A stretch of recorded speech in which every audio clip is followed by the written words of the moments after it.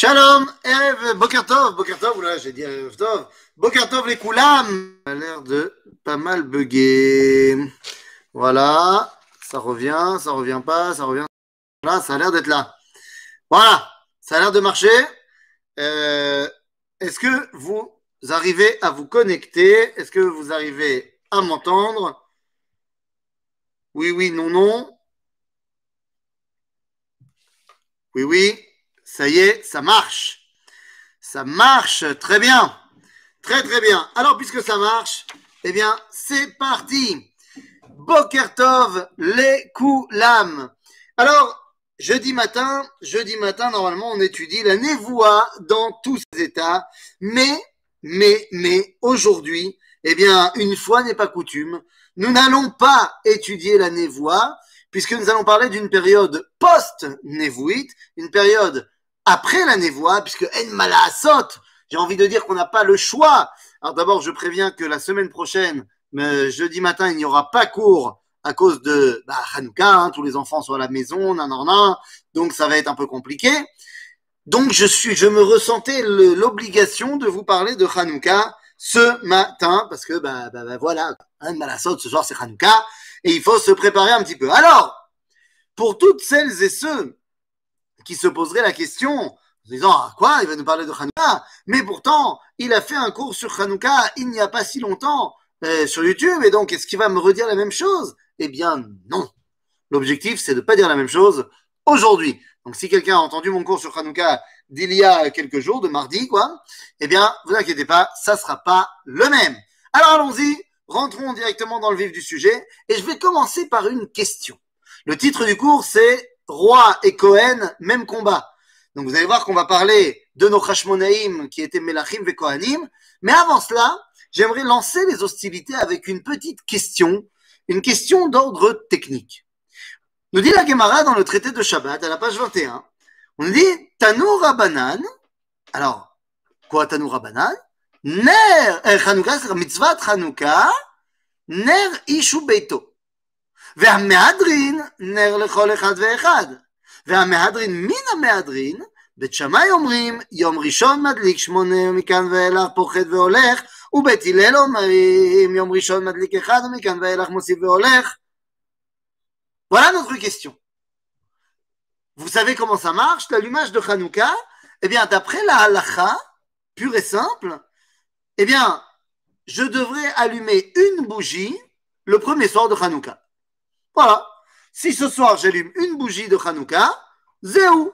J'ai fait ma mitzvah de Hanouka, je peux partir en vacances pendant une semaine et j'ai plus besoin d'allumer quoi que ce soit. Ça, c'est pour être quitte de la mitzvah de Hanouka.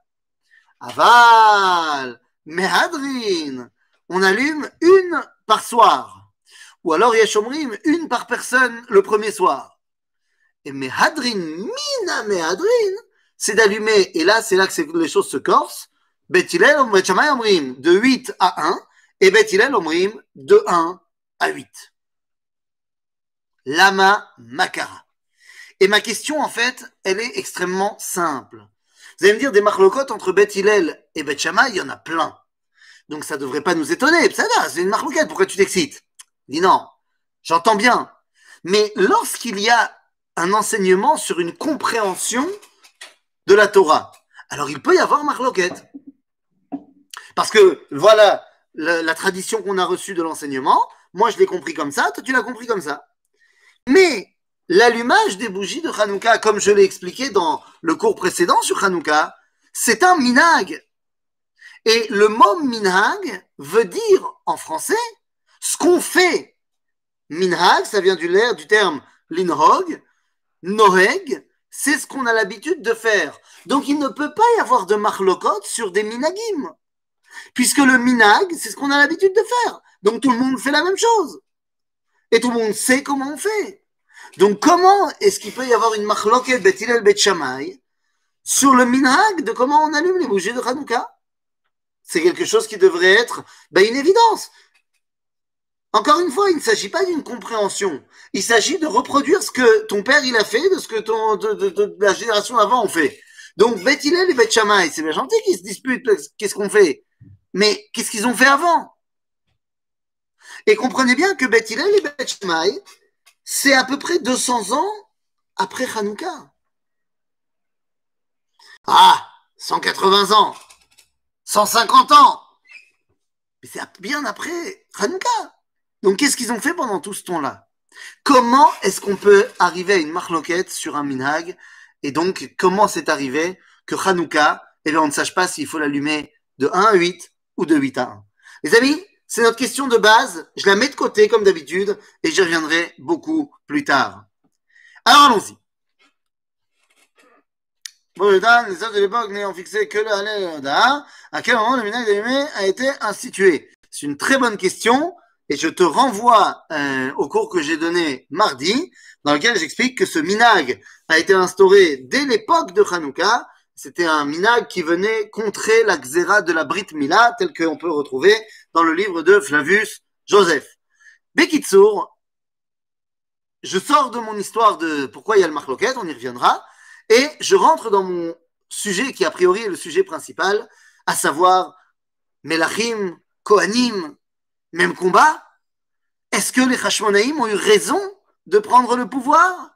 Alors, évidemment, on pourrait tout de suite parler de Montesquieu, avec la séparation des pouvoirs. Bien sûr, on pourrait tout de suite dire que ce n'est pas bien qu'il y ait dans les mains d'un seul homme, eh bien, le pouvoir politique, le pouvoir sacerdotal, le pouvoir judiciaire, et ainsi de suite. La séparation des pouvoirs, eh bien, est le garant de la démocratie. Bon, très bien, mais 2 secondes, c'est pas Montesquieu qui m'intéresse ici. C'est la halakha. Aïm ze mutar, aïm ze assour. Est-ce que les Kohanim ont le droit, Bichlal, d'être Melachim? Est-ce qu'ils ont droit de prendre le pouvoir politique? Ze she'ela gdola. Et la vérité, c'est que c'est une marloquette entre le Talmud Yerushalmi et le Talmud Bavli. Marloquette entre le Talmud de Babylone et le Talmud de Jérusalem. Dans le Talmud de Yerushalayim, Talmud Yerushalmi, Maseret Horayot, chapitre 3, halakha 2, on nous dit très très très simplement et très clairement Ein moshrim melachim kohanim. Rabbi Ezra. Qu'est-ce que se passe? Non, je sais. Donc, Ein moshrim melachim kohanim, mishum Lo yasur shevet mi Yehuda. Je dis le Talmud Yerushalmi, on n'a pas le droit de couronner des Kohanim parce qu'il y a marqué Lo tasur shevet mi Yehuda. Dans la paracha de Vayechi, lorsque Yaakov va donner les brachot à ses enfants, et bien lorsqu'il arrive à Yehuda, il dit Lo tasur shevet mi Yehuda. C'est-à-dire que aucune autre tribu à part Yehuda ne pourra diriger. Donc, ici, d'après le Talmud Yerushalmi, seule la tribu de Yehuda, et plus exactement la famille de David, a le droit d'être roi. Donc c'est-à-dire que le problème n'est pas tant que les Kohanim aient pris le pouvoir, mais c'est que c'est une autre tribu à la place de Yehuda. Donc, d'après le Yerushalmi, il semble évident que c'est pas bien que les Hashmonaïm aient pris le pouvoir. Tov, j'entends, mais qu'est-ce qu'on nous raconte dans le Talmud Bavli? Dans le Talmud Bavli, on nous dit la chose suivante. Donc on est au chapitre Maseret Kiddushin, page 66, Amoud Aleph, Samer Vav Amoud Aleph, on dit Vayomer Yehuda ben Grida le Yanai Amelech. Yanai Amelech, Rav lecha keter malchut, hanach keter keuna lezar'o shel Aaron, sheyu omrim immo nishbet bemod'in. Ma'a Sipour. Eh bien, en fait, l'histoire ici, dans le Talmud de Babylone, traité de Chine, on voit que le Sanhédrin est un grand problème avec le roi Yanaï. Yanaï, c'est Alexander Yanaï, Alexandre Janet en français, qui est un des rois Hashmonaï. C'est, pour être exact, l'arrière-petit-fils de Matityahu à Cohen. Pourquoi pas? Ce roi, Alexander Yanaï, a fait beaucoup de conquêtes. Agave, il a réussi à amener le pays d'Israël jusqu'à Eilat et jusqu'en Syrie presque. Donc un grand conquérant. Et le roi Yanaï, les Chachamim ont un grand problème avec lui. Mais pourquoi ils ont un problème avec lui? Parce qu'il est roi? Non. ils ont un problème avec lui parce qu'il est Kohen Gadol. Ma baya. Il y a un problème de halakha, tu n'es plus apte à être Kohen. Ah bon? Pourquoi? Eh bien, toute une histoire, parce qu'ils disent que la mère de Yanaï, eh bien, la mère de Yanaï était une captive dans un camp militaire, que donc Chazaka, qu'elle a été violée, et que donc Chazaka, que son mari, le père de Yanaï, eh bien, lorsqu'il va avec elle, les enfants ne sont plus Kohen, ils sont Chalalim. Ils ont perdu leur Keuna. Donc les Chachamim viennent dire à Yanaï, tu es roi, ça suffit, tu ne peux plus être Kohen. Tu vois que d'après cette Gemara dans Masechet Kiddushin, eh bien, ce qui dérange les Kohanim, c'est pas qu'il soit roi, c'est pas que quelqu'un de la tribu de Lévi ait pris le pouvoir, mais c'est que, eh bien, il n'est plus apte, digne à être Kohen. S'il avait été toujours apte, eh bien, on n'aurait pas eu de problème, d'après le Bavli, qu'il soit et Kohen et Melech. Donc, on voit que ici, c'est une marloquette entre Bavli et Yerushalmi. Est-ce que c'est Besséder que nos Hashmonaïm aient pris le pouvoir? Cette marloquette entre Bavli et Yerushalmi, eh bien, on va la retrouver chez les Rishonim. Le Ramban Nachmanide va nous dire très clairement, regardez, je cite dans son commentaire du livre de Bereshit, au chapitre même tête, il dit וזה היה עונש החשמונאים שמלכו בבית שני כי היו חסידי עליון ואלמלא הם נשכחו התורה והמצוות. ואלמלא נשכחו התורה והמצוות. Nous dit le Ramban, הם קיבלו עונש. Pourquoi est-ce qu'il y a eu la chute de la dynastie hashmonaïque? C'est-à-dire qu'ils ont commencé comme des tzadikim, mais ils sont devenus des pourris. Il dit parce que ils ont pris le pouvoir. Donc le Ramban, pour eux, pouvoir. Donc le Ramban, pour eux, c'est l'obécéder que les Hashmonaïm aient pris le pouvoir politique. Le Rambam, de son point de vue, va dire l'inverse. Il dit non, bah pitam, bebaït sheni, on est dans l'Ilchot Hanouka, chapitre 1, halacha 1, nous dit le Rambam, bebaït sheni, כשמלכי יוון גזרו גזירות על ישראל לעומת גלומתם ולא הניחו אותם לעסוק בתורה ובמצוות ופשטו ידם במעונם ונכנסו להיכל ופרצו פה פרצות ותיאמו הטהרות וצר להם מאוד לישראל בפניהם ולחצו לחץ גדול עד שריחם עליהם אלוהי אבותינו והושיעום להם מידם וגברו בני חשמונאי הכהנים הגדולים והרגום והושיעו ישראל מידם והעמידו מלך מן הכהנים, וחזרה מלכות לישראל יתר 200 שנה עד החורבן השני. dit le Rambam que la fête de Hanouka, c'est parce que non seulement on a battu les Grecs, mais qu'en plus on a mis un roi Mina Kohanim. Donc le Rambam, il n'a aucun problème avec le fait que les Kohanim aient pris le pouvoir politique. Qui a raison? Haïm Yerushalmi Ramban ou Haïm Bavli Rambam? Qui a raison? Eh bien, pour répondre à cette question, nous devons nous poser une deuxième question, à savoir, mais quel est le rôle? Quel doit être le rôle des Kohanim? Quel doit être le rôle, de manière plus générale, des Lévi'im? Eh bien, vous savez, si je veux savoir quel est le rôle de quelqu'un, je dois connaître son nom. Et vous savez comme moi que le nom n'est pas simplement une indication pour reconnaître la personne, mais c'est son objectif dans la vie. Shem, ça veut dire en hébreu matara. Comme on dit en français d'ailleurs, je fais ça au nom de, ou le Shem Shamaim, c'est dans l'objectif de. Quand je donne le nom à quelqu'un, eh bien, c'est quelque part l'objectif que j'ai envie qu'il remplisse dans ce monde. En d'autres termes, comment s'appelle le père de tous les Kohanim? Eh bien, il s'appelle Lévi. Non, ce n'est pas Rabbi Jacob qui nous dit « Cher Lévi ». Non, non. Lévi, qu'est-ce que ça veut dire? Pourquoi Lévi s'appelle Lévi? Eh bien, pour ça, il faut tout simplement revenir aux origines de Lévi. Mais c'est les origines de Lévi. Les origines de Lévi,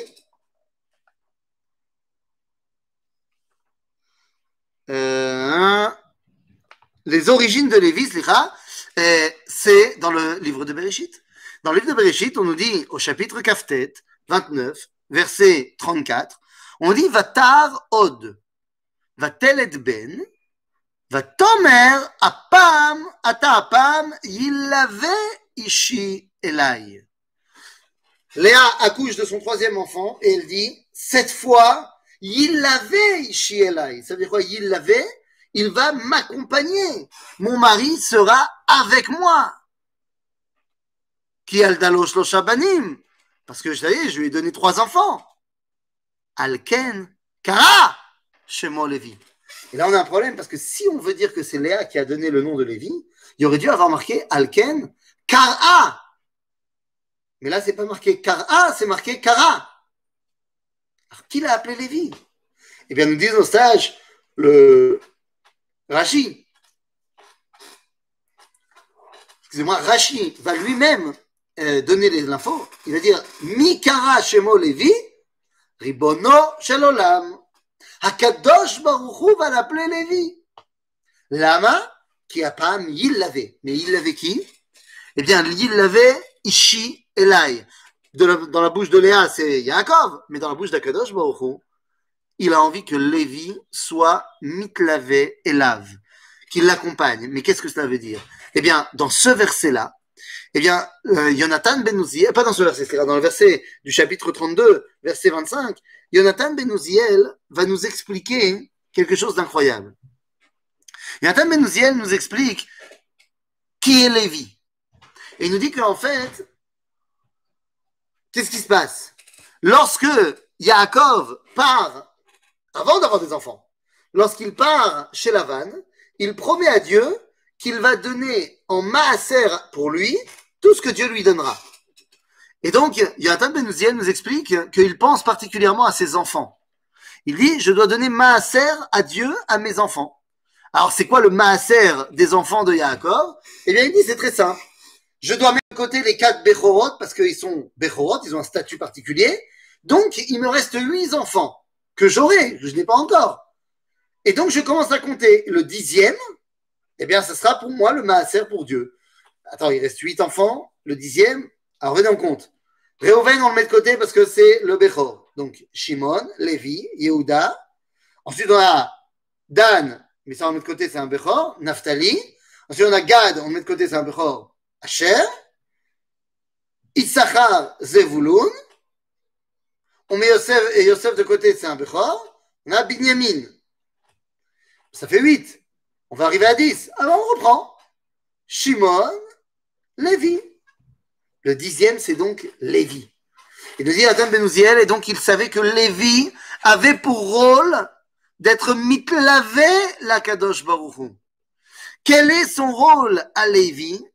Eh bien, le rôle de Lévi. Il nous dit le Rambam dans les lois sur la Avodah Zara, au chapitre 1, où il nous raconte en fait l'historique de la Avodah Zara. Il nous raconte également comment est-ce que Abraham a décidé de se battre contre cela. Abraham, on le sait, eh bien, il donnait des shiurim, il faisait des cours, il enseignait à tout le monde la émouna de El Echad, de Kadosh Baruch Hu. Mais Abraham, il enseignait uniquement à ceux qui voulaient bien venir écouter. Yitzhak également. Alors que Yaakov, il a pris son fils Lévi et il lui a donné un rôle. Il dit, c'est quoi ton rôle? Toi, tu dois être responsable que Kol Achim Shelcha Em Yedu Torah. L'Elamed Banav Kulam. Et c'est énorme. Parce que qu'est-ce que ça veut dire? Ça veut dire que Lévi, son rôle, c'est d'être mitlavé à Kadosh Baruch Hu, d'accompagner Dieu. Pourquoi? Pour que nous sachions toujours la Torah. La Torah. Lévi, son rôle, c'est de nous enseigner la Torah, toujours. Et lui, il n'a pas le choix de faire un chiour et tu viens, tu viens pas. Non! Lévi, son rôle, c'est que tout le monde soit relié à la Torah. Tu veux, c'est bien, tu veux pas, c'est bien. Mais il va falloir quand même que tu le fasses. En d'autres termes, Lévi est le mémouné à la Torah. יפה מאוד, אבל איזה תורה? איזה תורה est la Torah de Lévi? Lévi, ça va devenir Aaron à Cohen, ça va devenir les Kohanim. Les Kohanim sont donc préposés à l'enseignement de la Torah. Eh bien oui, vous savez, ils bossent au Beth Amikdash, oui d'accord, mais les Kohanim bossent au Beth Amikdash 2 semaines par an. Hein, parce que ça tourne. Et une fois qu'ils ne sont pas au Beth Amikdash, ils font quoi? Ils enseignent la Torah. Mais quelle Torah?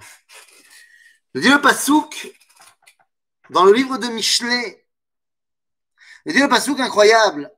Shema béni, Musar avicha ve'al titosh Torat imecha. Qu'est-ce que veut dire ce verset? Shema beni Musar avicha ve'al titosh Torat imecha. Écoute mon fils, le moussard de ton père, et ne t'éloigne pas de la Torah de ta mère. Waouh! Mais qu'est-ce que c'est que ça? Nous dit Rashi, dans ce verset de Michelet, Rashi nous dit, מה זה מוסר אביך? ומה זה תורת אמך?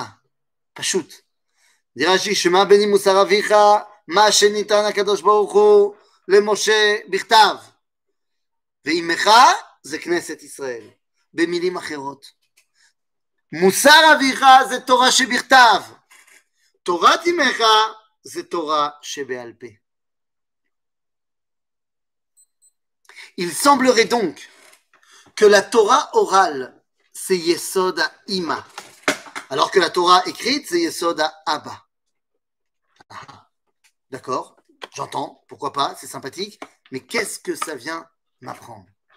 Les amis, on a parlé de la naissance des Kohanim, des Lévi'im, slicha. Pour arriver aux Kohanim, les Kohanim sont les descendants de Lévi. Mais moi j'ai une question, qui sont les parents de tous les Kohanim, slicha? Qui sont les parents de tous les Kohanim? Sheila Tova. Oui, vous vous dites il est très fatigué. Et vous avez raison. Car oui, je n'ai pas beaucoup dormi cette nuit, c'est vrai, j'avoue. Et j'avoue que j'ai pas beaucoup dormi. Et j'avoue que je suis crevé. Aval, l'honora. L'honora. La vérité, c'est que c'est Bamash l'honora. Parce que les Chachamim, eux aussi, dans la Gemara, des fois, ils étaient fatigués. Et quand les Chachamim, ils étaient fatigués, eh bien, nous dit la Gemara que qu'est-ce qu'ils faisaient pour se redonner de la force? Eh bien, Ayou Mesaprim Milta Dibdichuta. Ayou, ils racontaient des blagues. En plein milieu de leur étude, ils étaient fatigués, et donc pour eh bien, ils se racontaient des blagues. Et oui, Milta Dibdichuta, c'est ce qui nous permet de revenir en mode Besséder. Donc, eh bien, je me dis que puisque je suis fatigué, eh bien, je n'ai pas d'autre solution que tout simplement de vous raconter une blague. Alors allons-y, je vais vous raconter une blague. Mais attention, une blague d'Ashkenaz. Ah oui, messieurs, dames, c'est une blague d'Ashkenaz. Donc ceux qui disent « Oh là là là là !» eh bien, ne vous en faites pas, ce n'est pas grave. Alors la blague, elle est très simple. C'est la blague, c'est Moïchele. C'est Moïchele. Qu'est-ce que tu veux que je te dise? Et bon, Hachem, il a 120 ans et ça y est, il sent qu'il va partir. Hein, il en a plus pour très très longtemps. Et puis là, tout d'un coup, il y a son arrière petite fille, Dvoirele, qui arrive dans la chambre pour voir son arrière grand-père. Et il dit, comment vas-tu, Pépé? Et là, Moïchele lui dit, oh, Dvoirele, oh, Dvoirele. Elle lui dit, oh, qu'est-ce que c'est schmeckt gut? Oh, c'est une bonne odeur. Ça, je connais cette odeur. Ça, c'est le strudel de mamie. Aïe, vavoy, Ribono shel olam, Dvoirele, s'il te plaît, tu peux aller m'en chercher un petit bout de strudel. Comme ça, je me sentirai bien et je pourrai partir heureux. Alors, Dvoirele, elle part et elle va chercher dans la cuisine le strudel et elle revient les mains vides. Et la Moïse lui dit, mais pourquoi tu m'as pas amené le strudel? S'il te plaît, j'avais demandé le strudel. Et là, Dvoirele, elle dit, mais j'ai voulu. J'ai été en bas, j'ai pris une assiette. Et là, mamie, elle m'a dit non. Elle m'a dit, tu touches pas au strudel. Le strudel, c'est pour la Shiva. Ça, c'est de la blague d'Ashkenaz qui nous requinque. Alors, c'est parti. Donc, je disais, avant cette Milta d'Ibdichuta, que je posais la question, qui sont les parents de tous les Kohanim? Oui, je sais que tu as ri, mais heureusement que tu as ri. Elle était très bien, ma blague. Bekitsour, t'as vu ou pas? Bekitsour, qui sont les parents de tous les Kohanim? D'ailleurs, il paraît que tu viens chez moi lundi. Voilà, j'ai pas compris, mais il paraît que tu viens chez moi lundi. Bon, ben, la brioute. En tout cas, qui sont les parents de tous les Kohanim? Il fait mode. Qui sont les parents de tous les Kohanim? Nous, au lieu de dire des bêtises, tu peux peut-être m'expliquer qui sont les parents de Kohanim? les parents de tous les Kohanim, c'est qui? Ben, c'est Aaron. Aaron à Cohen. Oui, mais Aaron, il n'a pas fait un bébé tout seul. C'est pas comme dans la chanson de Jean-Jacques Goldman. Donc, qui sont les parents de tous les Kohanim? C'est Aaron et la femme d'Aaron. Merci beaucoup. Kol hakavod. Mais qui est la femme de Aaron? Hmm? Mm-hmm. Alors, petite idée? Qui est la femme d'Aaron? Eh bien, les amis, la femme de Aaron, c'est Elisheva bat Aminadav, Achot Nachshon. Dit le Talmud dans le traité de Baba Batra, Nachon. Vaikach Aaron et Elisheva bat Aminadav, Achot Nachshon. Ok, ça c'est le verset qu'il a pris pour femme Elisheva, la fille de Aminadav, la sœur de Nachshon. Dit le Talmud, Mashma sheneemar bat Aminadav, Eini odea shei Achot Nachshon. Ça, tu me dis qu'elle est la fille d'Aminadav, je ne sais pas qu'elle est la sœur de Nachshon. pourquoi tu as besoin de me le dire? אם התלמוד לומר אחות נחשון, מכאן שהנושא אישה צריך לבדוק באחרה. תנא רוב בנים דומים לאחי האם. Quoi? Dans les villes de refuge? Alex, qu'est-ce que cette remarque vient faire? Mazé, dans les villes de refuge. Je ne sais pas de quoi tu parles, mon ami, désolé. Bekitsour, nous dit le Talmud, quoi? Quand tu me dis qu'elle s'appelle la fille de Aminadav, je ne sais pas que c'est la sœur de Nachshon. Et là on dit non, mais pourquoi on t'a dit que c'est la sœur de Nachshon? Parce que il faut que tu apprennes que lorsque tu te maries avec une femme, eh bien, tu dois vérifier c'est quoi ses frères, quel style de frère elle a. Parce que la majorité des fils que tu vas avoir de cette femme vont ressembler à ses frères. Nachshon, il est Melech Israël. Ah, pas encore. Mais Nachshon, il est le chef de la tribu de Yehuda, il est le représentant de la Malchoute. En d'autres termes, Rabotai, tous les Kohanim sont les descendants d'un côté de Lévi, certes, ça c'est leur côté Aaron, mais ils sont également les descendants de Yehuda, de par leur mère. Il semblerait donc que les Kohanim sont, oui, reliés à la Malchoute, à la royauté, de par leur mère. Mais qu'est-ce que ça veut dire, cette histoire de par leur mère? Eh bien, ça veut dire quelque chose de très important. Ça veut dire qu'à partir du moment où l'âme Israël n'a plus de roi, à partir du moment où la tribu de David n'a plus l'hégémonie sur la direction politique du peuple juif, vers qui doit-on se tourner? Eh bien, vers ceux qui, par la force de maman, sont les garants du peuple juif. Comprenez bien, lorsque le roi d'Israël est en place, lorsqu'il y a Melech Israël, eh bien, le Melech est le garant de l'identité juive. C'est pas lui qui enseigne la halakha au Beth Midrash, c'est Nachon, mais c'est lui qui est responsable que l'État garde un tzivion yehudi, garde un style juif. Qui a été le garant du fait que l'État d'Israël est un État juif? Eh bien, c'est David Ben Gurion. Alors oui, il y a des gens qui l'ont aidé, le Rav Goren, le Rav Maimon. Mais pourquoi c'est David Ben Gurion? Parce que au final, c'est Ben Gurion qui décide si le jour chômé de la semaine, ce sera dimanche ou ce sera Shabbat.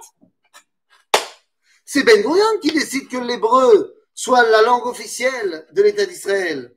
C'est Ben Gurion qui va décider que dans les institutions étatiques, on mange cachère. Alors évidemment qu'il y a des gens qui l'ont aidé, mais c'est lui qui au final est le garant.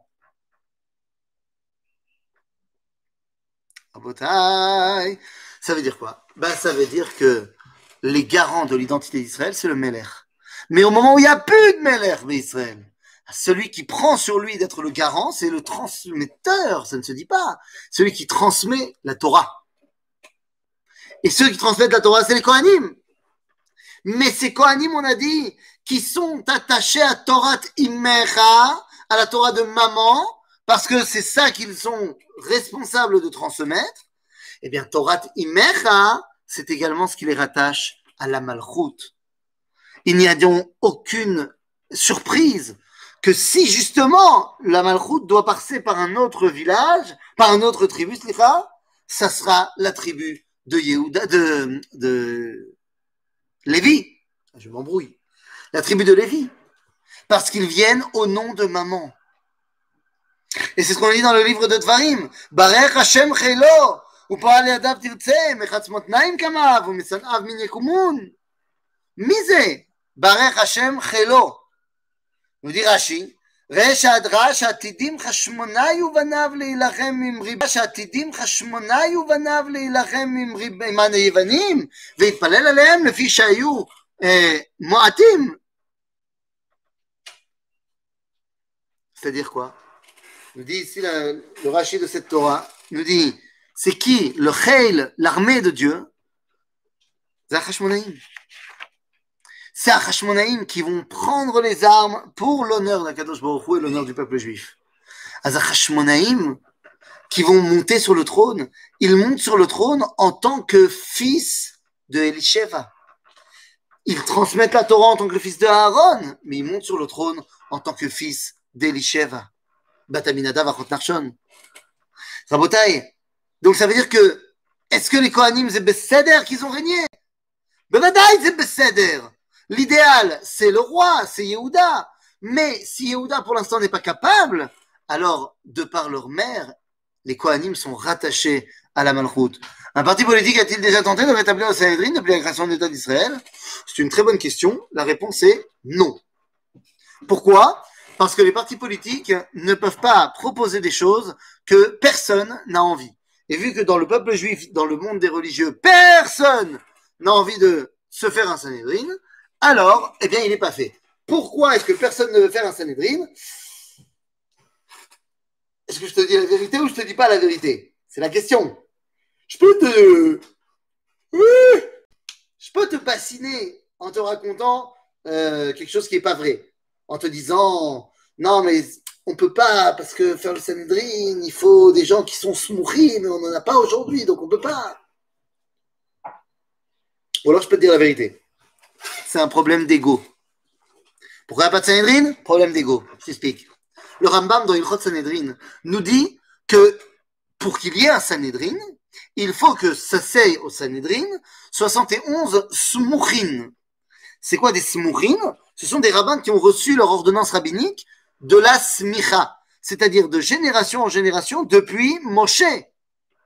Moshe était sommer Yadav al Yehoshua, il a posé ses mains sur Yehoshua et il lui a dit c'est bon, tu peux me remplacer. Donc c'est ça qu'on appelle la smicha. De génération en génération, les rabbanim, lorsqu'ils voulaient ordonner de leurs élèves rabbins, ils mettaient les mains sur leur tête et leur disaient ça y est, c'est bon, tu peux y aller.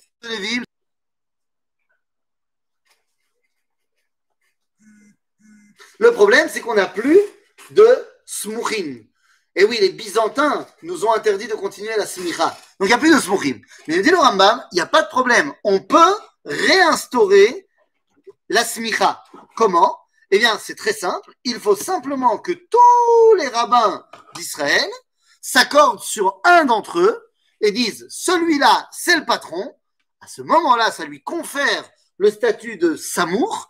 Et donc, il peut l'ismor acherim.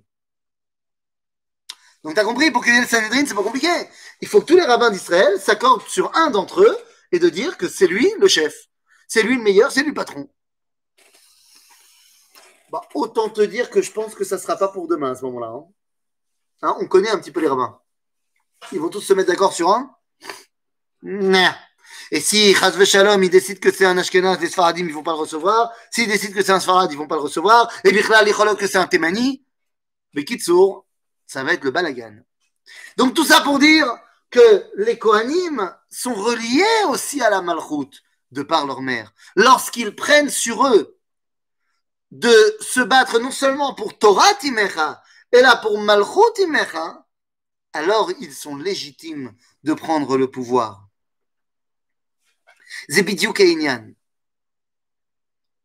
Mais à ce moment-là, ça ne répond pas à la question qu'on a posée préalablement. À savoir, est-ce que c'est Besséder qu'ils ont pris le pouvoir, les Hashmonaïm? On a dit oui. À savoir, est-ce que c'est Besséder qu'ils ont pris le pouvoir, les Hashmonaïm? On a dit oui. Est-ce que c'est Besséder qu'ils ne l'ont pas rendu? Ou là, ils auraient dû aller chercher des Béné Yehuda, qui étaient pour l'instant d'ailleurs à ce moment-là à Babylone, et leur dire, venez, yalla. Mais la question n'est pas de savoir si c'était Besséder qu'ils ont pris le pouvoir ou pas. Pour les Hashmonaïm, qui sont ceux qui vont faire la fête de Hanouka, le problème, il est l'identité d'Israël. Ça, c'est le cours que j'avais mardi. Donc pas de problème, ils vont se battre pour ça. Ils vont se battre pour ça, très bien. Mais là, on a juste un problème. Ils vont se battre et ils vont amener la Géoula, ils vont amener la réussite, ils vont amener la victoire et on va allumer les bougies. Koltov. Mais la question c'est, je vous ai dit, pourquoi on ne sait plus comment on va allumer les bougies? Là, je vais vous expliquer. Et vous allez voir le lien avec les Kohanim Torah Timecha. À l'époque de Hanouka, la menorah est le symbole de la victoire juive. Le symbole. C'est d'ailleurs pour ça que la menorah est devenue le symbole juif par excellence, bien plus que la Magen David. Aval, où est-ce qu'on allume cette menorah? Eh bien, d'après Alanissim, la tfila de Alanissim qu'on va dire dès ce soir, on dit Veidlikun nerot bechatserot kochecha. Ma c'est bachatser? Bachatser, c'est pas dans le Kodesh, dans le Eichal, là où est normalement la menorah, mais c'est à l'extérieur. À l'extérieur pour avoir une influence énorme. Que tout le monde puisse le voir. En d'autres termes, la Hanoukia n'existait pas à l'époque. On mettait la menorah à l'intérieur, pas de la salle du mais elle était dehors. Comme ça, tout le monde pouvait le voir. Éphémère. Et maintenant qu'on a dit ça, les amis, 2 secondes. Pour revenir à la je pensais que c'était Yosef, le garant d'Israël. Alors, tout d'abord, j'ai tout à fait répondu à ta question et je n'ai pas envoyé de deuxième message parce que la réponse à ta deuxième question est la même que la réponse que j'ai donnée à la première question. Donc ça, c'est pour ta pomme. Deuxièmement, pour ce qui est de Yosef et le garant d'Israël, je t'ai expliqué hier, je le refais ici, pas de problème, que Yosef est le garant de quoi? De la capacité qu'a le peuple d'Israël de trouver la Géoula, d'amener une Géoula, d'amener une Kedusha derrière à Kalkala, derrière l'abondance matérielle. Pas forcément derrière à Shilton. C'est-à-dire, c'est 2 choses différentes. Yosef est l'ambassadeur par excellence, mais il est également le ministre de l'économie par excellence. Il n'est pas forcément le premier ministre. C'est-à-dire, il peut, mais pas forcément. Bekitsour, qu'est-ce qui se passe ici? Qu'est-ce qui se passe ici? On a sorti la menorah. Autant vous dire qu'à l'époque des Hashmonaïm, Hanouka, c'est la fête la plus importante de l'année. C'est une fête qui est faite par les Hashmonaïm au Beth Amikdash, la menorah. Tout le monde venait à ce moment-là. C'était la folie. La fête de Hanouka. Tu peux voir dans Flavie Joseph comment il te raconte Hanouka au Beit Sheni. La folie. Jusqu'à ce qu'arrive un bonhomme.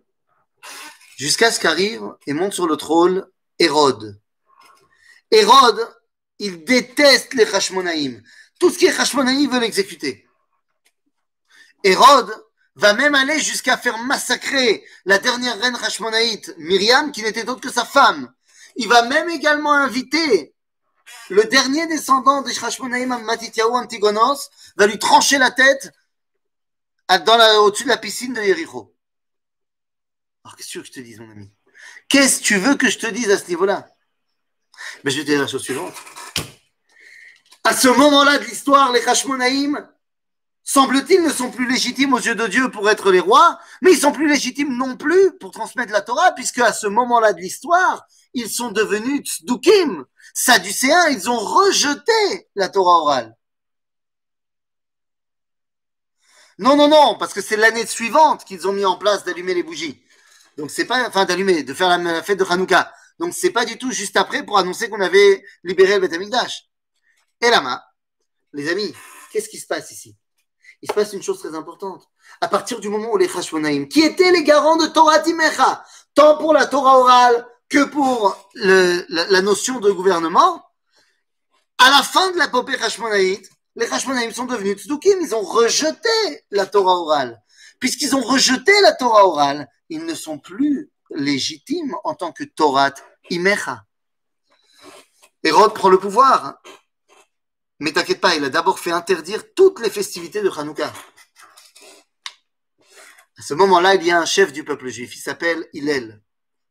Et Hillel, il décide que puisqu'on ne peut plus allumer la menorah devant tout le monde, eh bien on va la prendre, on va l'allumer à la maison. Mais la menorah, la lumière, le feu du Beth Amikdash, on va le mettre à un autre moment. Quand? À Sukkot. Mais Simchat Bet HaShoeva, c'est Hillel qui va nous mettre en place que Nisuch HaMaim, ça se fait avec des tornades de feu, des torches, des trucs, des jongleurs. Parce que tout le feu qu'il y avait à Hanouka qui était interdit au Beth Amikdash à cause de Hérode, Hillel l'a transposé là-bas, à l'époque de Sukkot. D'ailleurs, c'est pour ça que Shammai, Hillel et Shammai, c'est Hillel et Shammai les deux qui ont fait ça. C'est pour ça que Shammai, lorsqu'il va nous dire pourquoi est-ce qu'on allume la Hanouka de 8 à 1, il dit il apprend ça des sacrifices qu'on fait à Sukkot. Vous allez me dire quel rapport Hanouka à Sukkot? Ben voilà, vous avez compris. Que les sacrifices de Sukkot, chaque jour, on en fait un de moins. Hillel lance à son époque l'idée qu'on allume une Hanoukia également à la maison. Et donc, puisque c'est quelque chose de nouveau, puisque pendant très longtemps, il y avait ce minhag, il a commencé juste après la guerre, mais vu que les Hashmonaïm en ont fait une victoire énorme de leur pays, il y a fort à penser que les gens n'allumaient plus, puisque, eh bien, ils étaient participatifs à la mitzvah d'allumer la menorah qui était sortie dehors. Mais lorsque Hillel apparaît, c'est l'exil qui revient. Il faut redonner au peuple juif la capacité de se rattacher à Torah Timecha. Et donc, Hillel va nous dire, Hillel, Shammai, vont dire il faut allumer devant la porte. Et donc se repose la question qui avait été oubliée depuis longtemps. Oui, mais quand, où, comment on va allumer? Pourquoi n'ont-ils pas mis l'accent sur le Mizbeach ou Shulchan Apanim? Ah, éphémère. Pourquoi ils n'ont pas mis l'accent sur le Mizbeach ou Shulchan Lechem Apanim? C'est la question que pose le Rav Kook dans le texte de Shmonek Vatzim, Kovetz Chet, Piska Kuf Nun Zayin, dans lequel le Rav Kook explique que la menorah, elle est encore plus puissante que Aaron Abrit. Parce qu'Aaron Abrit dévoile la Torah. Mais la menorah, quant à elle, dévoile la Kedusha qu'il y a au sein même du peuple juif. D'où on sait que la menorah, c'est la Kedusha du Ham Israël. Et bien parce que la Gemara nous raconte qu'il y avait un miracle dans la menorah tous les jours, avant Hanouka. C'était quoi ce miracle? C'est qu'à l'époque de Shimon Hatzadik, Haner Amaharavi, la bougie occidentale, la plus à l'ouest, eh bien ne s'éteignait jamais. Il y avait donc un miracle dans la menorah, Mikadmat Dena. Et nous dit le Talmud, mais ce miracle, il servait à quoi? De nous faire bien comprendre que la Shrina, la présence divine, règne au sein du peuple juif. En d'autres termes, la menorah, c'est Yesod HaShrina Ba'olam. Et donc, il était fondamental d'en parler. Parce que c'est justement cette menorah qui nous fait nous rattacher à notre identité d'Israël, qui nous permet de faire la guerre contre les Grecs, qui nous permet de gagner à Hanouka, qui nous permet de ramener la royauté à Israël. Alors, est-ce que les Kohanim ont bien fait de régner? Oui. Est-ce que les Kohanim ont bien fait de se détacher de la loi orale? Évidemment que non. Nous, qu'est-ce qu'on doit en tirer? Eh bien, on doit en tirer comme leçon que on peut tout à fait être le même personnage qui va, si on en a les capacités, évidemment, mais qui va d'un côté transmettre l'identité d'Israël et deuxièmement se battre pour que cette identité puisse se réaliser. Hanouka, Sameach à tout le monde et en espérant vous revoir très bientôt la semaine prochaine. Pas court, mais la semaine d'après, on revient dans la Neshama de la Mishnah. À bientôt!